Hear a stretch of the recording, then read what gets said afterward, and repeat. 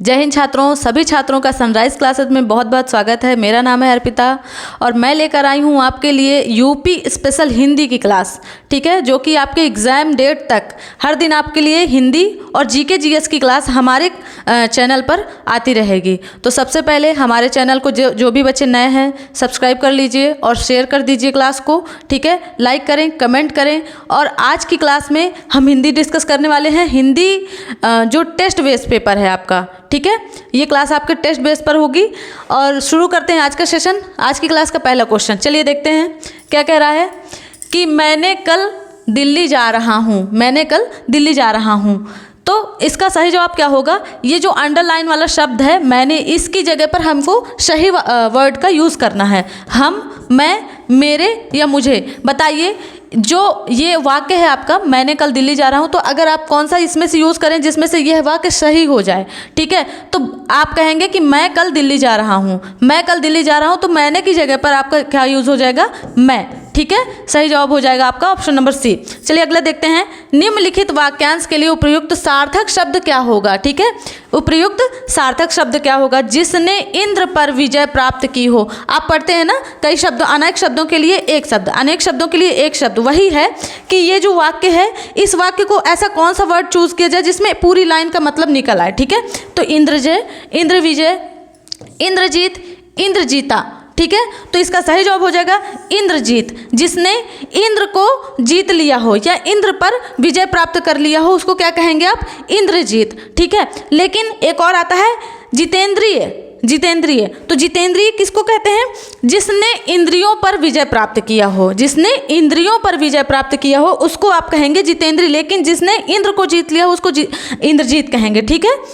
चलिए अगला क्वेश्चन देखते हैं क्या कह रहा है। नीचे दिए गए वाक्य में रेखांकित अंश के स्थान पर सबसे उपयुक्त विकल्प का चयन कीजिए।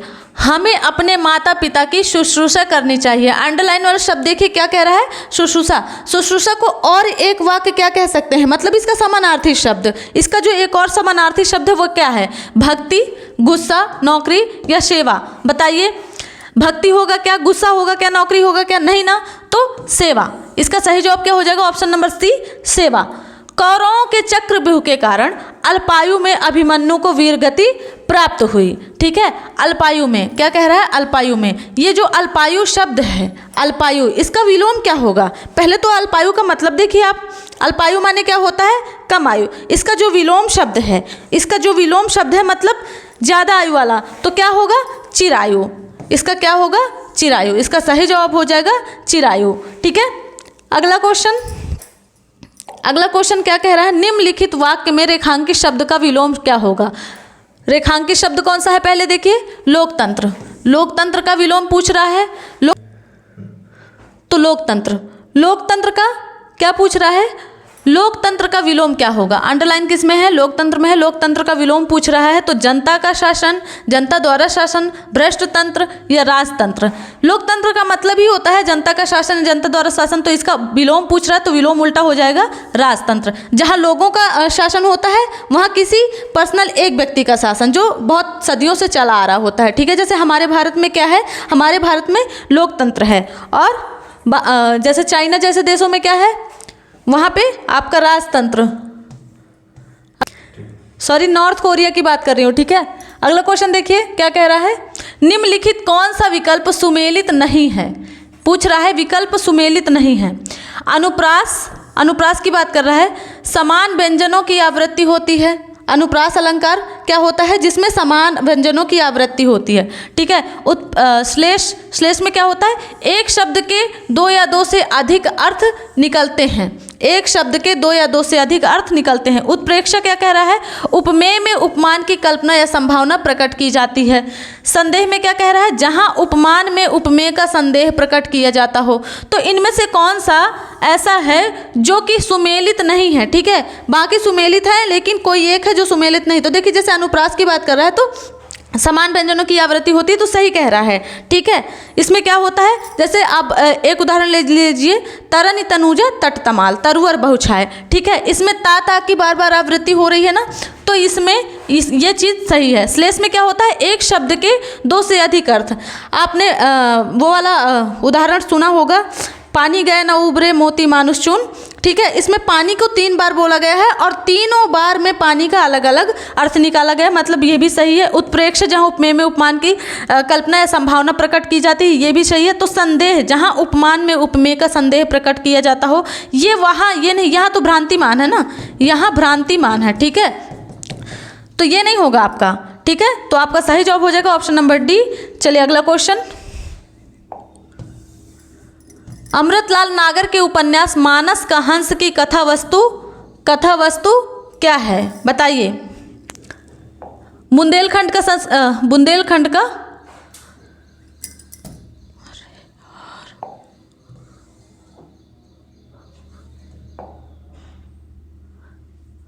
अमृतलाल नागर के उपन्यास मानस का हंस की कथा वस्तु, ये जो कथा वस्तु है किसकी तरह है? तो बुंदेलखंड का सांस्कृतिक जीवन, ह्रासोन्मुख बुद्धकालीन भारत, लोरिक चंदा की लोक कथा या तुलसीदास का मानसिक विकास। तो इसका सही जवाब हो जाएगा ऑप्शन नंबर डी, तुलसीदास का मानसिक विकास। अगला क्या है? गंगा मैया उपन्यास के लेखक कौन है? गंगा मैया उपन्यास के लेखक नागार्जुन, भैरव प्रसाद गुप्त, राही मासूम रजा, अब्दुल मिल्ला खां। तो कौन सा है? तो इसका सही जवाब हो जाएगा भैरव प्रसाद गुप्त। क्या हो जाएगा? भैरव प्रसाद गुप्त। चलिए अगला। निम्नलिखित व्यंजनों में नासिक व्यंजन कौन सा है? नासिक व्यंजन कौन कौन से होते हैं बताइए। क्या पूछ रहा है? नासिक व्यंजन न, च, ढ या फिर सा। नासिक व्यंजन कौन कौन से होते हैं बताइए। जो पंचमाक्षर होते हैं, जो वर्गों के पंचमाक्षर होते हैं, कहने का मतलब जो 5वें अक्षर होते हैं वर्गों के, जैसे का, खा, गा, घा, अंगा। इसी तरह होता है आपका इया, अड़ा, ना, ठीक है। ये क्या होते हैं आपके? म, ये पंचमाक्षर होते हैं। और पंचमाक्षर कहाँ से उच्चारित होते हैं? नाक के द्वारा उच्चारित किए जाते हैं, तो इनको हम नासिक बोलते हैं। तो इसमें कौन सा हो जाएगा? आपका सही हो जाएगा ऑप्शन नंबर ए। अगला, निम्नलिखित शब्दों में यौगिक शब्द की पहचान कीजिए। यौगिक शब्द कौन सा है? मुरलीधर, पंकज, पुस्तक, परमौषधि। बताइए यौगिक शब्द। देखिए, रचना की दृष्टि से हम शब्दों को 3 प्रकार से देखते हैं। रचना की दृष्टि से, ठीक है, रचना की दृष्टि से शब्दों को हम 3 प्रकार से देखते हैं। रचना या बनावट की दृष्टि से कौन कौन से? रूढ़, यौगिक, योग रूढ़, ठीक है। रूढ़, यौगिक, योग रूढ़। अब रूढ़ कौन से होते हैं? जो ऐसा शब्द जिसको काटने या फिर अलग करने पर उसका कोई अर्थ ना निकले, और वह एक शब्द जो 2 शब्दों से मिलकर बना होता है, उसको यौगिक बोलते हैं। लेकिन एक ऐसा शब्द जो शब्द तो है लेकिन अपना स्वयं का अर्थ जो लिखा है उस अर्थ को छोड़कर किसी और का नाम दिया जाए, ठीक है, उसको क्या कहेंगे? योग रूढ़, ठीक है। तो इसमें यौगिक क्या है? इसमें हो जाएगा परम औषधि। परमौषधि मतलब परम औषधि, जो औषधि सबसे उच्च है, सबसे सब पर परम है, ठीक है, उसको कहेंगे आप परमौषधि। ऑप्शन नंबर डी इसका सही जवाब हो जाएगा। 134 का सही जवाब हो जाएगा डी नंबर, परमौषधि, ठीक है। जैसे पुस्तक क्या है? आपका रूढ़ होगी। मुरलीधर क्या है? मुरलीधर आपका योग रूढ़ होगा। पंकज आपका क्या होगा? योग रूढ़। क्यों? मुरलीधर मुरली को धारण करने वाला अर्थात कृष्ण। पंकज कीचड़ में जन्म लेने वाला अर्थात कमल, ठीक है। पुस्तक योग रूढ़ है कि इसको काटने छाटने पर यह कोई भी आपका अर्थ नहीं देगा, ठीक है। चलिए अगला देखते हैं। निम्न में से दंत ध्वनि है, दंत ध्वनि है। क्या कह रहा है? निम्न में से दंत ध्वनि कौन सी है, मतलब दांतों के द्वारा कौन सा उच्चारित किया जाता है? ख, चा, ला, फ। बताइए आंसर क्या होगा? बताइए आंसर क्या होगा? चलिए तो देखते हैं निम्न में से दंत ध्वनि कौन सी है, ठीक है। खा, च, ल या फिर फा। बताइए इनमें से दंत ध्वनि कौन सी है? तो देखिए, मैंने कुछ आपके लिए थोड़ा सा नोट्स बनाया है। अकुह विसर्गनीय नाम कंठा। कहने का मतलब कि जो आ है और का वर्ग है, हा है और विसर्ग, ठीक है, विसर्ग समझते हैं? आहा, ठीक है, आहा, ये विसर्ग, ठीक है, ये विसर्ग, ये सब क्या है? कंठ के द्वारा उच्चारित होते हैं। किसके द्वारा? कंठ के द्वारा उच्चारित होते हैं। दूसरा क्या है? ई और चा वर्ग, या और सा, ये वाला सा, ठीक है, ध्यान दीजिएगा, ये सा, ये सब किसके द्वारा? तालु के द्वारा उच्चारित होते हैं।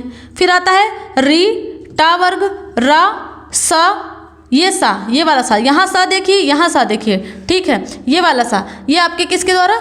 मूर्धन्य, ठीक है।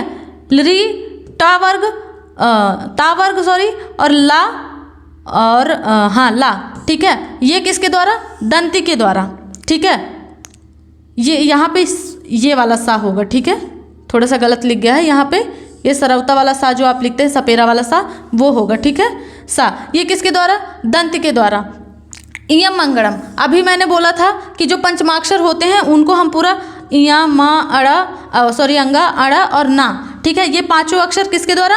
नासिक द्वारा, नाक के द्वारा उच्चरित होते हैं। उपपद्य नियनम उ और पा वर्ग ये किसके द्वारा? ओष्ठ द्वारा।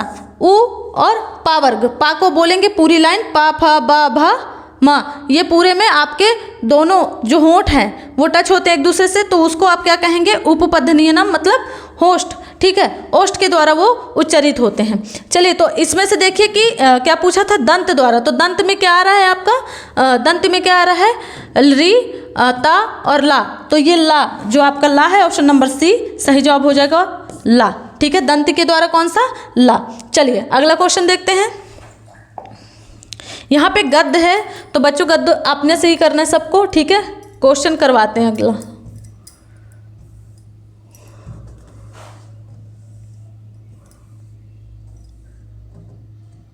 ठीक है, चलिए क्वेश्चन नंबर 141 है आपका, ठीक है। वधूत्सव का संधि विच्छेद रूप क्या है? वधधन उत्सव, वधधन उत्सव, वधूधन उत्सव, वधोधन उत्सव, ठीक है। बताइए वधूत्सव को कौन सा संधि विच्छेद सही रूप क्या हो जाएगा? तो वधूधन उत्सव, वधूत्सव, ठीक है। अगला 142 क्या है? निम्नलिखित में से कौन सा संधि विच्छेद एक गलत उदाहरण है? ठीक है, सारे के सारे संधि विच्छेद के रूप में सही हैं, लेकिन एक ऐसा है जो गलत है। महाधन ओज, पौधन अक, नौधन इक और परोधन उपकार, ठीक है। बताइए सही जवाब क्या हो जाएगा? इसका सही जवाब क्या हो जाएगा? ऑप्शन नंबर 142 का क्वेश्चन पढ़िए और सही संधि विच्छेद देखिए क्या कह रहा है।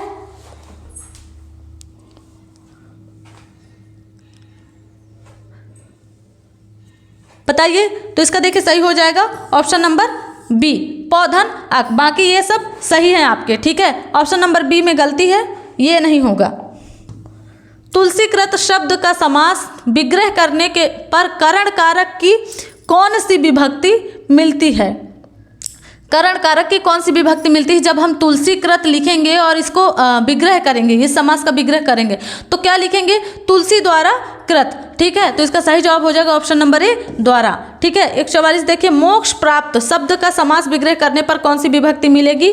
तो मोक्ष को प्राप्त, ठीक है। क्या कहेंगे? मोक्ष को प्राप्त, ठीक है।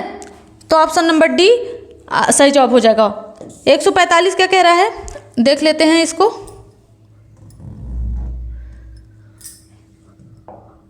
निम्नलिखित कौन सा उपन्यासकार साहित्य अकादमी पुरस्कार से सम्मानित नहीं है?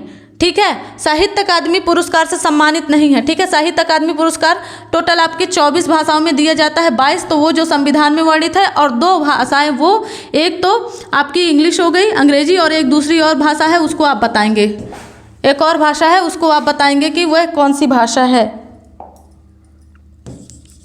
ठीक है। क्या कह रहा है? किसको साहित्य अकादमी पुरस्कार से सम्मानित नहीं किया गया? जैनेन्द्र कुमार, भगवती चरण वर्मा, मनु भंडारी या फिर अमृतलाल नागर। बताइए इसका सही जवाब क्या हो जाएगा? क्वेश्चन नंबर 145, किसको साहित्य अकादमी पुरस्कार नहीं मिला है? आंसर दीजिए सभी लोग। तो ठीक है, जो मनु भंडारी हैं इनको नहीं मिला है, बाकी इनमें से सभी को आपका साहित्य अकादमी पुरस्कार मिला हुआ है, ठीक है। अगला क्वेश्चन क्या कह रहा है कि निम्नलिखित में से कौन सा विकल्प विराम भेद और उसके चिन्ह को सुमेलित नहीं करता है? मतलब कौन सा चिन्ह उसके हिसाब से सही है, ठीक है। पूर्ण विराम किसको कहते हैं? ये जो आपका है ऐसे करके, क्या हम इसको पूर्ण विराम कहते हैं? अल्प विराम ये, ठीक है, इस तरह से। योजक चिन्ह ये रहा, और उद्धरण चिन्ह। उद्धरण चिन्ह जैसे आप किसी भी बात को ज्यों कहते हो लिखने के लिए आप उसको बना देते हैं ऐसे करके, ठीक है, तो उद्धरण चिन्ह। तो उद्धरण चिन्ह बिल्कुल सही है आपका, अल्प विराम कॉमा को, ठीक है, और पूर्ण विराम भी बिल्कुल सही है। योजक चिन्ह ये नहीं है, ये इसको आप लाघव चिन्ह बोलते हैं, लाघव चिन्ह, ठीक है। जैसे उदाहरण लिखना है, कभी कभी जल्दी जल्दी में इतना लिखा, बाकी बाद में आपने ऐसा कर दिया, हम इतना देख के समझ जाते हैं कि ये उदाहरण लिखा है, तो ये जो आप कर देते हो ये क्या है? ये आपका लाघव चिन्ह होता है, ठीक है, लाघव बोलते हैं इसको, ठीक है। योजक चिन्ह किसी जैसे कोई भी बात कही आपने और थोड़ा सा आगे ये करना है, जैसे कि दो शब्दों के बीच में राम सीता ये लिखना है, बीच में आपने ये लगा दिया, ये होता है आपका क्या, योजक चिन्ह। ठीक है, योजक चिन्ह। अगला क्वेश्चन देखते हैं, निम्नलिखित में से कौन सा तत्सम तद्भव जोड़ी का सही विकल्प नहीं है? तत्सम तद्भव जोड़ी का सही विकल्प नहीं है कौन सा? सूत्र सूत, हस्त हाथ, चक्र गोला, ग्राहक गाहक। क्या कह रहा है? तत्सम तद्भव। ठीक है, ये तत्सम होगा और ये तद्भव होगा, ये तत्सम होगा, ये तद्भव होगा, ये तत्सम होगा, ये तद्भव होगा, ये तत्सम होगा, ये तद्भव। कौन सा सही है कौन सा गलत है बताइए? इसका हो जाएगा ऑप्शन नंबर सी, चक्र गोला। चक्र गोला की कोई जोड़ी नहीं है। ठीक है, बाकी सूत्र का मतलब सूत होता है, हस्त का मतलब हाथ होता है, ग्राहक का मतलब गाहक होता है। चलिए अगला, निम्नलिखित में से कौन सा शब्द तत्सम है? क्या पूछ रहा है? तत्सम है। उज्ज्वल, इकट्ठा, कमल, उपरोक्त। तत्सम पूछ रहा है। तत्सम वो होते हैं जो संस्कृत का ही रूप जो संस्कृत जैसा सेम टू सेम ले लिया जाता है। ठीक है, और उसी को थोड़ा सा बिगाड़ के हम अपने बोलने के हिसाब से उसको अपने बोलचाल भाषा के हिसाब से ढाल लेते हैं, थोड़ा सा बिगड़ा हुआ रूप उसका फिर तद्भव हो जाता है। ठीक है, तो तत्सम पूछ रहा है मतलब जो शुद्ध रूप जो संस्कृत वर्ण ही होता है। बताइए क्या होगा? तो इसका सही जवाब हो जाएगा ऑप्शन नंबर सी, कमल। ठीक है,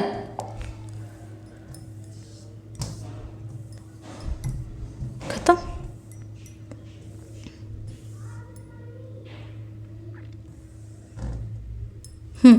देखिए अगला क्या कह रहा है, पयोधि पयोधि सिंधु वारिस किसके पर्यायवाची शब्द हैं? किसके पर्यायवाची शब्द हैं? बताइए, पयोधि सिंधु वारिस किसके पर्यायवाची शब्द हैं? तो जहाँ पे भी भैया सिंधु आ जाए तो बिना झिझक के लगा दीजिए समुद्र। ठीक है, सिंधु नदी है, सिंधु हमारी सिंधु नदी। आप ध्यान दीजिए कि सिंधु नदी को समुद्र से कनेक्ट कीजिए कि वह समुद्र की पर्यायवाची है। ठीक है, तो समुद्र की पर्यायवाची सिंधु, पयोधि, वारिस ये किसकी पर्यायवाची होती है? समुद्र की। निंदा का विलोम शब्द क्या होगा? निंदा का विलोम स्तुति, राग, द्वेष या फिर सम्मान। निंदा का विलोम, निंदा माने क्या होता है? किसी की निंदा करना। निंदा का विलोम क्या होगा? आप लोग आंसर दीजिए, निंदा का विलोम क्या होगा? ठीक है, निंदा का मतलब होता है किसी की निंदा करना, किसी की अवहेलना कर देना। ठीक है, किसी की बुराई बताना। लेकिन उसी का विलोम पूछ रहा है तो हम क्या कहते हैं? पहले हम किसी की बुराई करते हैं, अगर फिर उसी की हम स्तुति करने लगते हैं। स्तुति का मतलब उसी की प्रार्थना करें, उसी के गुणगान गाएं, तो वह क्या होता है? निंदा का आपका विलोम हो जाएगा स्तुति। ठीक है, चलिए तो आपकी क्लास के सारे क्वेश्चन आज के कंप्लीट हो जाते हैं। एक टेस्ट में ये जो रहे आपके इतने क्वेश्चन थे, यूपी पुलिस का टेस्ट था ये। ठीक है, इसमें से सिर्फ हमने नहीं कराया जो गद्य वो आपको अपने से करना है, आप लोग देख लीजिएगा। ठीक है, चलिए जय हिंद।